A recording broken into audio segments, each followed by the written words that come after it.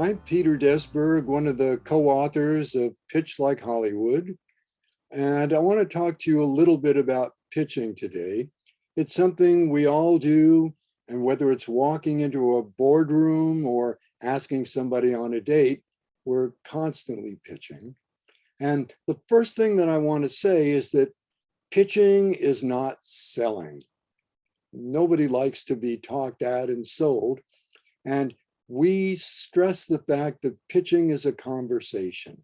A good friend of mine, Lynn Grigg, who is the president of an ad agency here in Los Angeles, told me a story that when she was starting out, she went with the art director and they were pitching a tire company.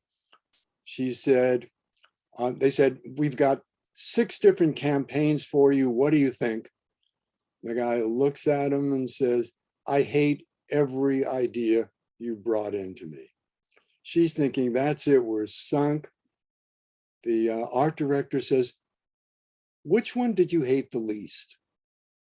And the guy started telling him, and it opened up a conversation, and they really got to find out what was important. And of course, they made the sale. All again, because it was a conversation, it wasn't selling. Now, the interesting thing is a pitch begins when you walk in the room.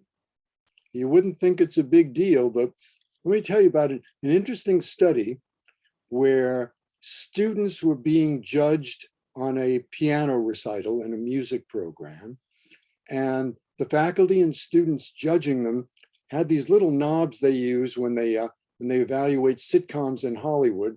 You turn it to the right and it means this is great. To turn it to the left, oh, this is awful.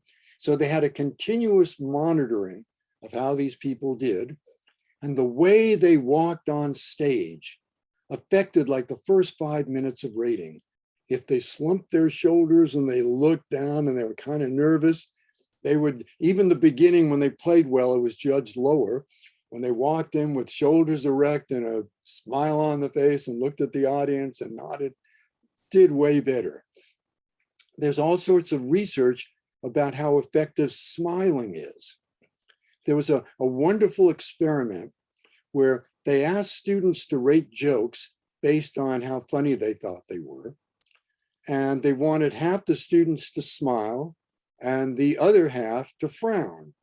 Now, you can't tell these people smile or frown. So here's the clever thing they did. This is an ordinary household pencil.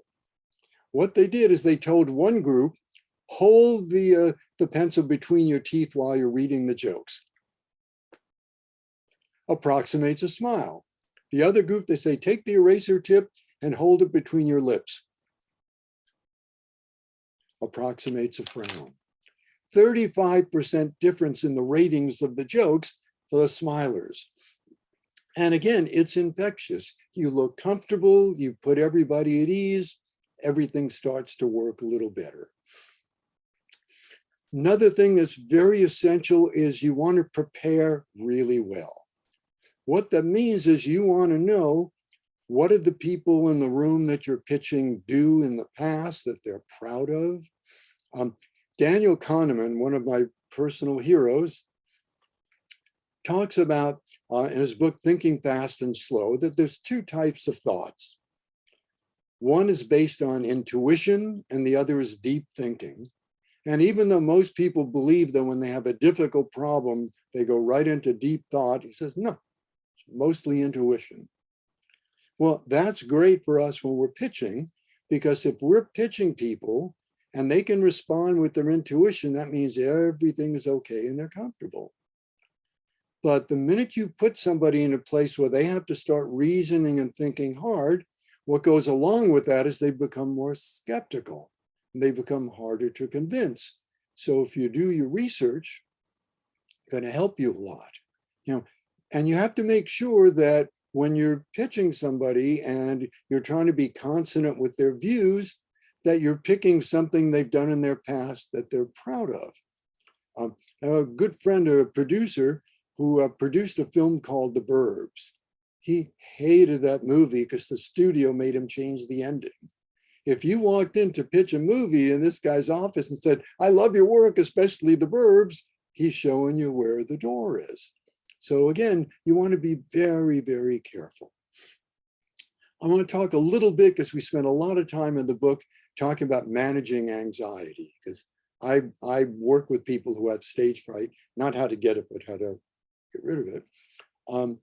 And I'll mention one thing. There's a phenomenon called state-dependent learning, which is one way to get yourself ready and reduce your anxiety is to practice a lot. And state-dependent learning means practice under the conditions that you're going to perform. So I'll give you an example. I had a young student, he was 16 years old, violinist, was going to give his first recital. His typical outfit when he practiced his 6 hours a day was shorts or jeans, flip-flops, and a t-shirt.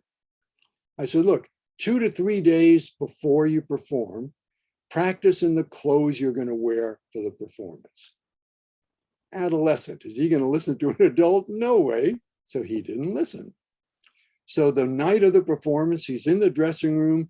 He opens the box and takes out his patent leather shoes that dig into his ankles, puts on his pants and cummerbund and tight jacket so he can't move freely. And then he's got a heavy starched collar sticking up like that, making it really awkward to play the violin. His performance tanked. Did I say I told you so? Again, one of the main things, the book is called Pitch Like Hollywood, because what we talk about a lot is you don't want to give people a boring collection of facts when you're pitching. Facts are nice, but you want to use stories. People like stories. There's a tremendous amount of psychological evidence that people remember the content of stories way longer, and their affect gets way better. And so again, we talk a lot about how to structure stories. And what you'd always like to do, when you read a good book, you refer to it as a page turner. And that's what you want your pitch to be like. You want them to ask you what happens next, rather than you hitting them over the head with what you're talking about. So again, good storytelling brings this all out. And Hollywood has developed ways to pitch where they really push curiosity and get a lot of emotion into a pitch.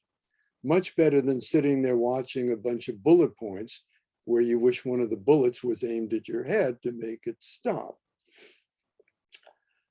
I wish I could go on, but we don't have the 8 or 9 hours. It would be fun to talk about this. So again, Peter Desberg, thanking you for listening.